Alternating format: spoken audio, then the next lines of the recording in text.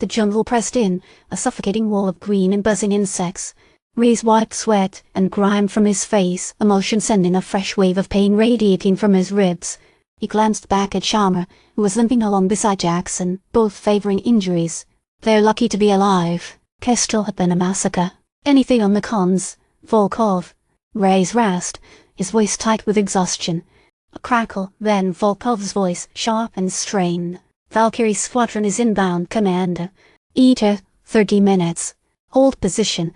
Repeat, hold position. Hold position.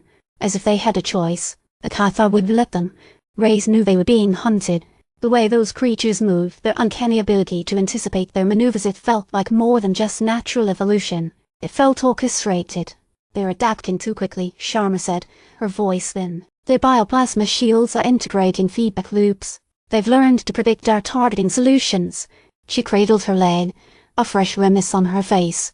I'm rerouting power to the emergency beacon, but range is severely limited. Jackson groaned beside her. 30 minutes is a lifetime in this swamp. Something's going to find us before then. Reyes didn't reply. He stared into the dense foliage, a knot of dread tightening in his stomach. The photograph. The leaked schematic. The cryptic message asterisk. The cycle continues. Asterisk. It was all connected. He could feel it. He just couldn't grasp the pattern. He's always been a numbers man, a strategist. He trusted in quantifiable data, predictable outcomes. But this has felt like a psychological warfare campaign. Someone was playing them, manipulating them. And he was the pawn. Suddenly, a rustling in the undergrowth. Reyes raised his weapon, his heart hammering against his ribs. Contact. 2 Cathar emerged, their bioplasma shields shimmering in the filtered sunlight. They moved with an unsettling grace, their movements fluid and anticipatory. They didn't rush to raw. They simply waited observing. Reyes opened fire, unleashing a hail of pulse rifle rounds. The Cathar deflected the shots with their shields, then returned fire. The energy blasts slammed into the jungle floor, sending shards of rock and vegetation flying. Jackson and Sharma opened fire as well, but the Cathar seemed to move in perfect synchronization, dodging and weaving through the barrage. One of the creatures launched a bioplasma grenade, sending a wave of searing energy towards their position. "Scatter!" Reyes yelled, diving for cover behind a massive tree root. The grenade exploded, sending a shockwave through the jungle. Reyes felt a searing pain in his arm, and when he looked down, he saw a nasty burn spreading across his skin. "I'm hit!" Sharma cried out, clutching her side. Reyes crawled towards her, ignoring the pain in his own arm. "Sharma, can you move?" I think so," she said, her voice strained, "but I need a moment." Just then, the jungle erupted in chaos. More Cathar emerged from the undergrowth, surrounding them. They moved with a coordinated precision that suggested they were anticipating every move. "Volkov, we're surrounded," Reyes shouted into his comms. "Request immediate extraction." "Extraction is en route, Commander. Valkyrie Squadron is approaching," Volkov replied, his voice tight. "But they're encountering heavy resistance. They're losing altitude." Reyes swore under his breath. It was a trap. They were all being led into a trap. "They're adapting to Valkyrie's flight patterns," Sharma said, her voice trembling. "They're predicting their maneuvers." Reyes felt a chill run down his spine. It was the same pattern he's been seeing. It wasn't just the Cathar adapting. It was someone helping them adapt.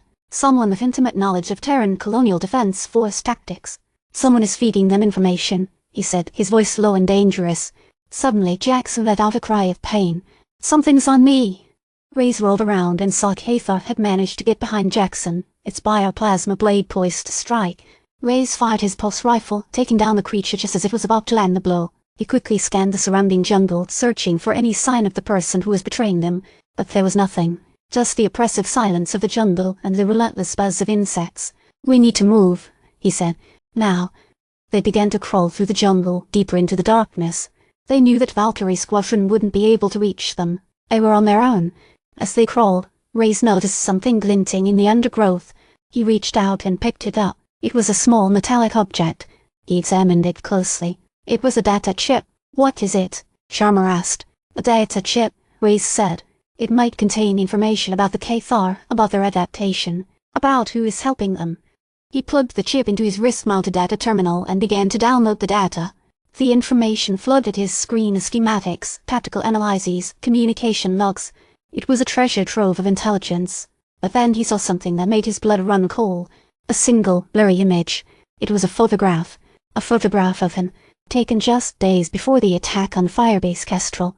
He was standing in a crowded mess hall, laughing with his comrades, and in the background, partially obscured by shadows, was a familiar face. A face he thought he knew. A face that belonged to a TCDF officer, someone he trusted. The image vanished from his screen, replaced by a single line of text: asterisk, we're watching. Asterisk. He looked up at Sharma and Jackson, his eyes filled with a mixture of shock and disbelief. I know who's behind this, he said, his voice barely a whisper. And it's someone we know. The last data file opened automatically. A short, encrypted message display asterisk. The cycle continues. Asterisk. He looked up, hearing the distinctive whine of Valkyrie engines growing louder, but knowing it was a distraction. The real threat was closer than he thought. Far closer. He deactivated his comms, severing his connection to Volkov. He looked at his squad, their faces grim. We need to disappear, he said. We need to find out who's playing this game, and we need to end it, before it ends us. He turned and walked deeper into the jungle, the three of them swallowed by the oppressive green, leading behind the sounds of Valkyrie engines and the chilling knowledge that they were no longer fighting an enemy they understood. The cycle indeed continued.